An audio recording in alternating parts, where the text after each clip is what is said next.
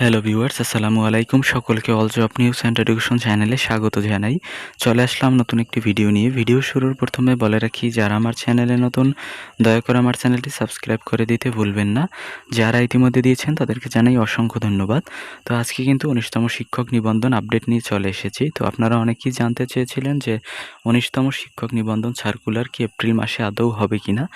তো এখন তথ্য মতে দেখেন, আজকে কিন্তু ১৫ তারিখ। এই ১৫ তারিখে কিন্তু শিক্ষা প্রতিষ্ঠান কর্তৃক শূন্যপদের তালিকা বা চাহিদা কিন্তু দেয়া শেষ, মানে লাস্ট ডেট ছিল আজকে। এরপরে কিন্তু আর টাইম যেহেতু বাড়ানো হয়নি, তার মানে আজকেই কিন্তু সর্বশেষ দিন ছিল।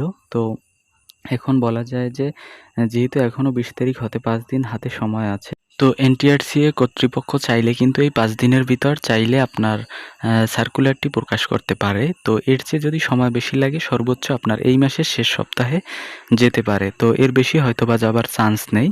তো আর অনেকেই প্রশ্ন করেছিলেন যে আপনার এসএসসি বা এইচএসসি পাশে, এইচএসসি অথবা আলিম পাশে আবেদন করা যাবে।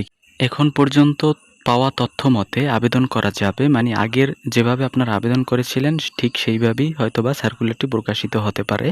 কিন্তু যখন সার্কুলারটি আসবে তখন ১০০% কনফার্ম বলা যাবে যে আপনি আবেদন করতে পারবেন কি পারবেন না, এইচএসসি অথবা আলিম পাশে। তো আর যারা জানতে চেয়েছিলেন সার্কুলার হবার কতদিন পর পরীক্ষা অনুষ্ঠিত হবে, তো সার্কুলার হবার কিন্তু এরপরে কিন্তু আপনার হাতে ১ মাস কিংবা ১.৫ মাস সময় থাকতে পারে, সর্বোচ্চ ২ মাস। এর বেশি কিন্তু সময় থাকবে না। কারণ হচ্ছে, আপনারা যদি খেয়াল করেন এই সার্কুলারটি কিন্তু আগেই প্রকাশ হবার কথা ছিল, কিন্তু বিভিন্ন ত্রুটির কারণে কিন্তু এখনও প্রকাশিত হয়নি। এজন্য কিন্তু পরবর্তীতে আর সময় আপনারা হাতে পাবেন না। তো এর জন্য বলছি, আপনারা আপনাদের প্রয়োজন মতো প্রস্তুতি গ্রহণ করুন।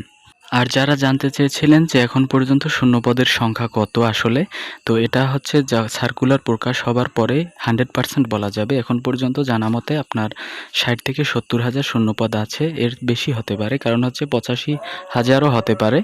তো এখন পর্যন্ত যেহেতু ফাইনাল ডিসিশন নেওয়া হয়নি, এজন্য কিন্তু আমরা অনুমান করে বলছি। তো সার্কুলার আসলে স্পষ্টভাবে বলা যাবে যে কতটা শূন্য আসন আছে। তো এই ছিল আজকের ভিডিও। দেখা হবে পরবর্তী কোনো ভিডিওতে। সঙ্গে থাকুন আমার চ্যানেলের। ধন্যবাদ সকলকে। আল্লাহ হাফেজ।